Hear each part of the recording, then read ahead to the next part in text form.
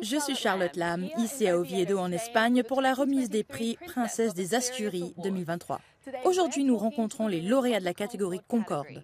Mary's Meals, une organisation à but non lucratif basée dans la petite ville écossaise de Dalmally, mais dont la portée, grâce au grand cœur de son fondateur, est bien plus grande.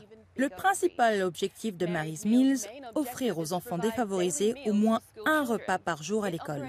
L'ONG opère dans 18 pays parmi les plus pauvres de la planète.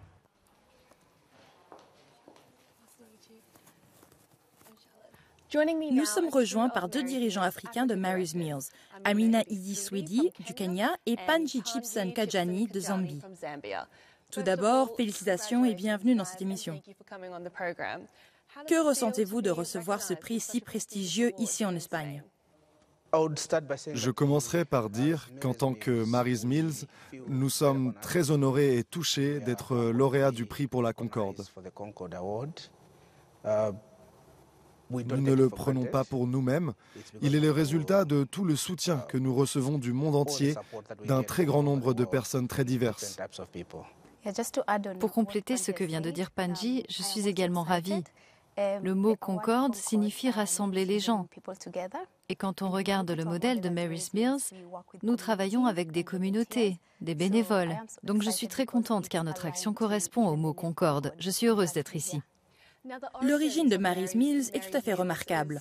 Son PDG, Magnus McFarlane Barrow, ému par ce qu'il voyait se dérouler en Bosnie dans les années 90, a collecté de l'aide avec son frère et l'a acheminé lui-même en Bosnie. À votre niveau, qu'est-ce qui vous a attiré vers cette ONG et ce domaine d'activité ? Mary's Meals a un objectif très clair qui consiste à fournir un repas aux enfants en milieu scolaire. Habituellement, quand on me pose cette question, je la retourne en disant « Qu'est-ce qui m'a poussé à rester après toutes ces années ?» Actuellement, quand je travaille dans le comté de Turkana, au Kenya, un endroit qui a été oublié pendant de nombreuses années, je peux voir les résultats de notre action au fil du temps, depuis 2018, date à laquelle nous avons commencé à travailler dans cette région. Donc je suis très honorée de travailler pour Mary's Meals. Et vous, Panji ? Je suis enseignant de formation et les interventions qui visent à fournir une éducation aux enfants m'ont toujours inspiré. Je suis aussi malawite d'origine et l'aide alimentaire de Mary's Meals à l'école a commencé au Malawi et j'en ai vu les bénéfices personnellement. Il s'agit probablement de l'une des rares actions au monde dont les résultats sont visibles presque instantanément et c'est ce qui m'a poussé à m'impliquer ces 12 dernières années. En parlant de résultats, la cérémonie de remise des prix vous a récompensé pour, je cite, « votre modèle opérationnel innovant et efficace qui permet une utilisation optimale des ressources ». En quoi le modèle de cette association est-il différent des autres ? Nous sommes fiers d'ancrer tout ce que nous faisons dans la participation de la communauté, qui finit d'ailleurs par s'approprier ces actions. J'aimerais citer un bon exemple, celui de l'année 2020, quand la pandémie de Covid s'est déclenchée. Toutes les écoles avaient été fermées, n'est-ce pas ? Donc nous avons travaillé avec des communautés très marginalisées et nous savions que lorsque nous reviendrions après le Covid, elles auraient été très affaiblies. Nous étions donc inquiets quant à la manière dont nous pourrions aller de l'avant. Ce qui s'est passé, c'est que nous nous sommes associés aux communautés et celles-ci ont proposé un modèle nous permettant de continuer à nourrir les enfants pendant qu'ils étaient à la maison. Cela m'amène à ma prochaine question. Panji, les 2 années qui viennent de s'écouler ont été difficiles au niveau mondial. Nous savons que les taux élevés d'inflation contribuent à la faim dans le monde.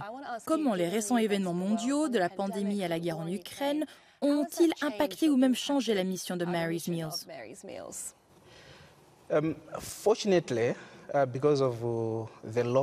Heureusement, grâce au modèle peu coûteux que nous avons et à la bonne gestion des ressources que nous collectons, malgré les turbulences de l'économie mondiale, les gens continuent de nous faire confiance. Et parce qu'ils continuent de nous faire confiance, ils nous envoient toujours des petits dons. Et quand nous les recevons, nous sommes toujours en mesure de tenir notre promesse envers les enfants. Nous sommes donc reconnaissants envers les gens du monde entier qui continuent de nous faire confiance, malgré les turbulences de l'économie mondiale. L'insécurité alimentaire s'accroît dans le monde entier et même à l'heure où nous parlons, nous assistons à une crise humanitaire au Moyen-Orient. Quel est le futur de Mary's Meals? Actuellement, dans le contexte dans lequel nous sommes, j'apprécie que vous l'ayez mentionné, il y a des crises et de l'inflation. Notre première priorité à Mary's Meals est de tenir la promesse faite aux enfants auxquels nous fournissons de la nourriture actuellement.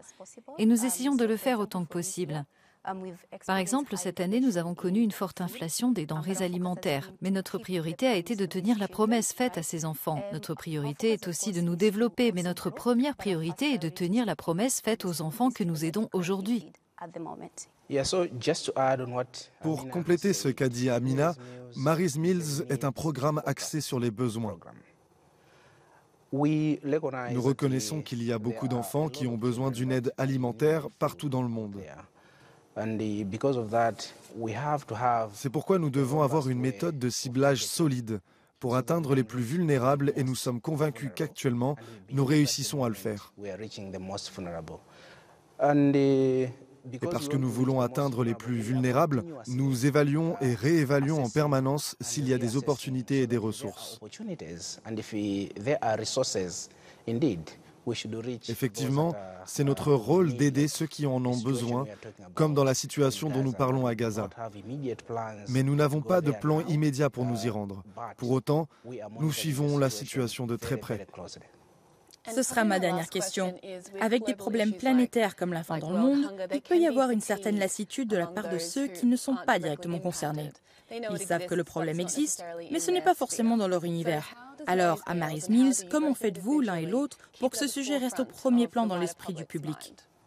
Notre structure de collecte de fonds est axée sur le grand public, c'est-à-dire sur les donateurs individuels comme vous et moi. Et nous avons constaté un certain maintien à ce niveau, contrairement à ce que l'on a pu voir en se concentrant principalement sur les donateurs institutionnels. Ces derniers se lassent plus rapidement. Donc grâce à notre modèle de collecte de fonds, nous constatons que nous continuons d'inspirer des donateurs et limitons leur lassitude. Vous savez, le voyage commence par un pas, mais peut se terminer à des milliers de kilomètres. Donc ce que nous voulons, c'est partager cette histoire de joie que procure l'alimentation en milieu scolaire. Nous estimons que l'alimentation en milieu scolaire, ou pourrait-on dire l'alimentation plus l'éducation, sont synonymes d'espoir. Et quand nous partageons cette histoire, il y a un échange.